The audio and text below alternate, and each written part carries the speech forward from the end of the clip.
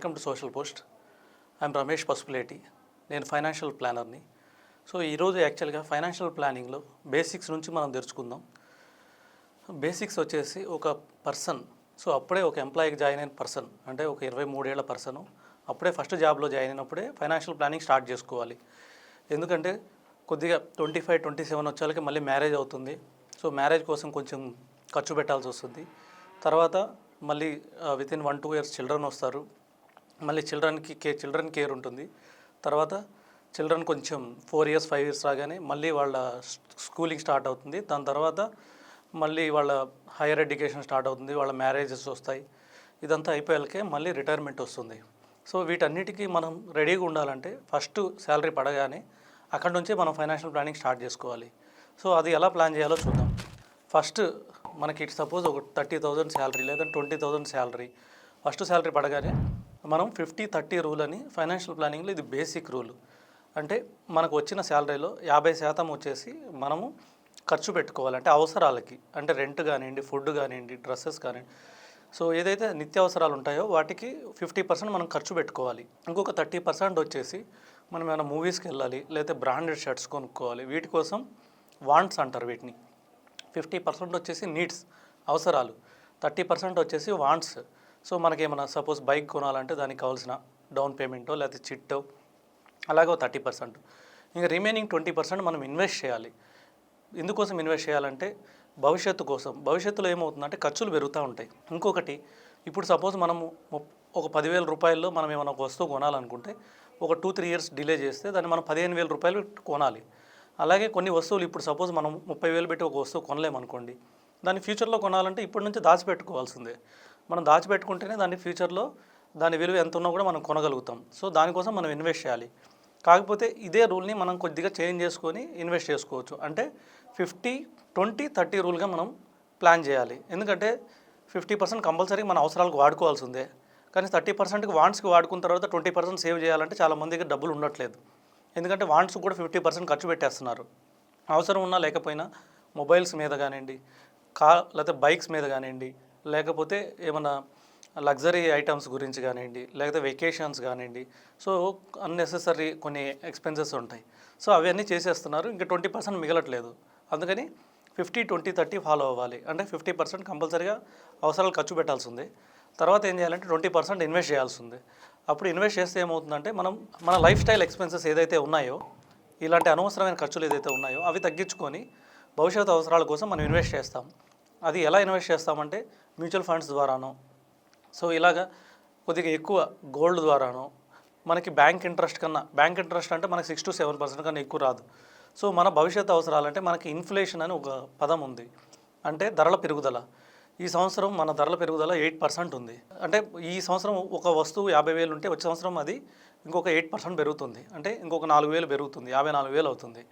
So ఆ విధంగా దానికోసం మనం భవిష్యత్తు అవసరాల కోసం ఇన్వెస్ట్ చేయాలి. కాబట్టి ఒక 20% మనకి బ్యాంక్ ఇంట్రెస్ట్ కన్నా ఎక్కువ, అంటే ఇన్ఫ్లేషన్ కన్నా బ్యాంక్ ఇంట్రెస్ట్ తక్కువ కాబట్టి ఇన్ఫ్లేషన్ కన్నా ఎక్కువ రావాలి. అంటే మనకి 10%-12% వచ్చే దగ్గర మనం ఇన్వెస్ట్ చేయాలి.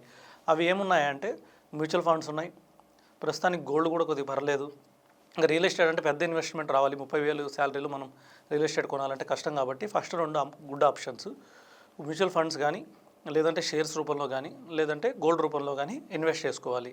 ఆ రిమైనింగ్ 30% మనం వాంట్స్కి వాడుకోవచ్చు. సో చాలామందికి ఫస్ట్ జాబ్ వచ్చినప్పుడు కొన్ని వాంట్స్ ఉంటాయి. డెఫినెట్గా కొన్ని వాచెస్ కొనుక్కోవాలనో, లేకపోతే బైక్ డౌన్ పేమెంట్ చేసుకోవాలనో, లేకపోతే కొద్దిగా ట్రిప్స్కి వెళ్ళాలనో కొన్ని కోరికలు ఉంటాయి. కాబట్టి వాటికి 30% యూజ్ చేసుకోవాలి.